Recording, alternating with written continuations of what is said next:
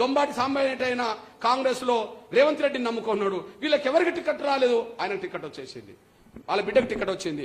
అంటే 3 స్థానాలు ఉంటే 3 స్థానాల్లో మాదిగలకు ఒక్కటి లేదు కదా, 3 స్థానాలు ఉంటే 3 స్థానాలు మాదిగలకు ఒక్కటైతే లేదు కదా.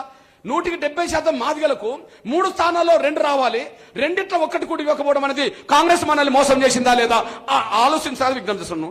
కాంగ్రెస్ మనకు అన్యాయం చేసిందా లేదా మీరు ఆలోచించండి.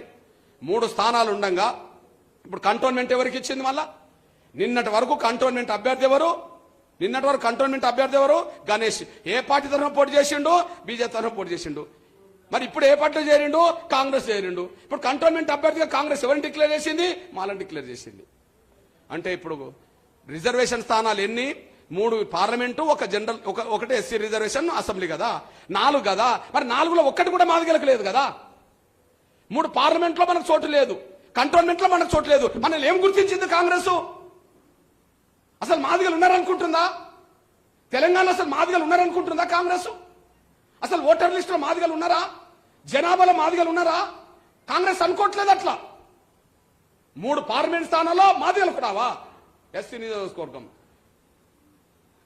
ఎస్సీ రిజర్వేషన్ అసెంబ్లీలో మాదిగలకు రాదా? ఇప్పుడు 4 వాళ్ళకి ఇచ్చినాక మాదిగల ఓట్లు అడిగే హక్కు కాంగ్రెస్ ఎక్కడిది?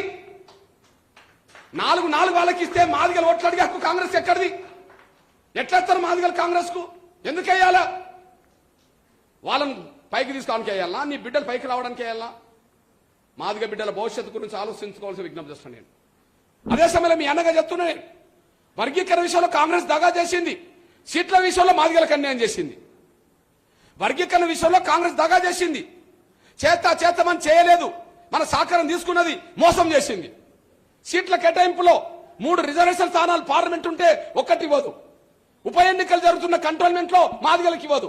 4 వాళ్ళకి ఇచ్చినాక మాదిగలకు ఏమి ఇవ్వకపోతే మాదిగలు ఎందుకు వేయాలి కాంగ్రెస్ పార్టీకి? ఏంటి మన బతుకు? బీఆర్ఎస్ సంగతి ఏంది? మీ అన్నగా నేను ఎవరికి వ్యక్తిగతమైన వ్యతిరేకం కాదు. అన్న తెలంగాణ ఉద్యమంలో అతి కీలకమైన పాత్ర పోషించిన వాళ్ళలో ఈటల రాజేందర్ ఒకరు. తెలంగాణ ఉద్యమంలో అతి కీలకమైన పాత్ర పోషించిన వాళ్ళలో అన్న ఒకరు. అందరు తెలిసిన విషయమే. లాఠీ దెబ్బలు తిన్నాడు, ఇబ్బందులు పడిండు, కేసులు పడితే ఇబ్బందులు పడ్డాడు, అవమానాలు పడ్డాడు, అన్ని వచ్చింది. నిజంగా చెప్పాలంటే కేసీఆర్ తర్వాత ఒకే ఉద్యమ నాయకుడు అనుకుంటే కేసీఆర్ తర్వాత తెలంగాణ గడ్డ మీద అత్యంత ప్రభావితం చేసే నాయకుడు ఎవరన్నా ఉన్నారు అంటే ఈటల రాజేందర్ ఉన్నారన్న విషయం మనందరూ తెలుసు. ఆ స్థాయి ప్రభావితం చేసిన మనిషి ఎదుగుదలను కూడా జీర్ణించుకోకుండా అన్నను ఎంత అవమానించి, ఎంత బర్తరఫ్ చేసి, ఎంత ఇబ్బంది పెట్టిండో మనం చూశాం.